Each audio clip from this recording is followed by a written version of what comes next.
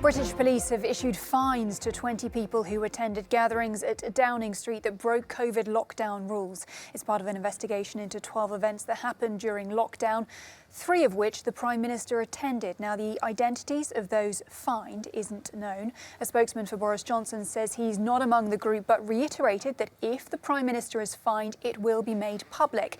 The Partygate scandal, as it's known, caused huge anger among the public and within Parliament, with calls for Johnson to resign.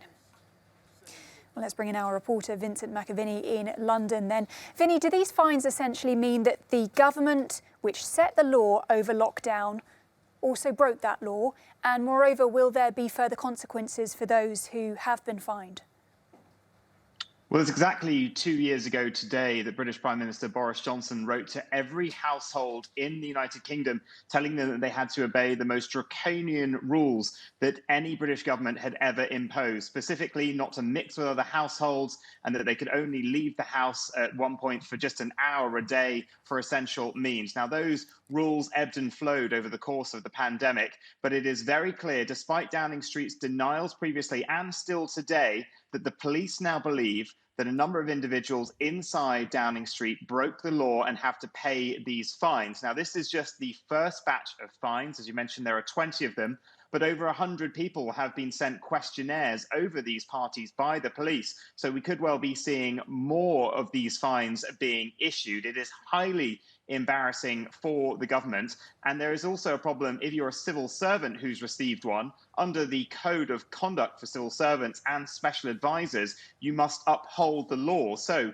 there are some who suggested that civil servants may have to resign or be removed from their jobs. So there could still be further implications for people. But with the case of the Prime Minister in particular, he, of course, went to Parliament many times and potentially misled Parliament. But if he did, in fact, outright lie to Parliament over some of this, if he does receive a fine and Downing Street are true to their word and tell us, well, then he may too receive renewed calls to resign. That has slightly faded back in recent weeks, given the situation of what's been happening. But there were still dozens of his own MPs incredibly unhappy, many of whom put in letters calling for that leadership election for him to be replaced.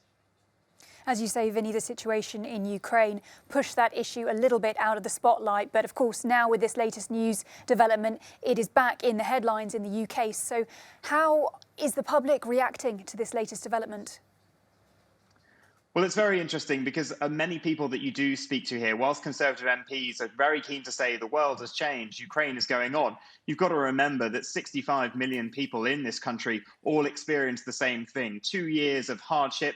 And today, a group representing the bereaved went on a march from a monument that they've set up temporarily on the banks of the Thames to Downing Street, with a petition signed by tens of thousands calling for a permanent monument to be built. Many of those people saying it is still unacceptable. They were not allowed to go and see their loved ones as they lay on their deathbeds because they respected the rules. Many of them saying that they now wish they hadn't obeyed, that they burst through the doors of the hospital, given all the partying that was seemingly going on in Downing Street. Also slightly awkward for the Prime Minister today. He attended a memorial service which had been delayed for the late Duke of Edinburgh, the Queen's husband, in Westminster Abbey. And of course, we all remember that picture of Her Majesty the Queen having to sit on her own at a very small funeral for the Duke, where only a handful of relatives were able to go. And she had to mourn him alone and in private. No one was allowed afterwards at a wake. So there is still a lot of public anger about this. And whilst the Conservative MPs are keen to try and deflect using Ukraine,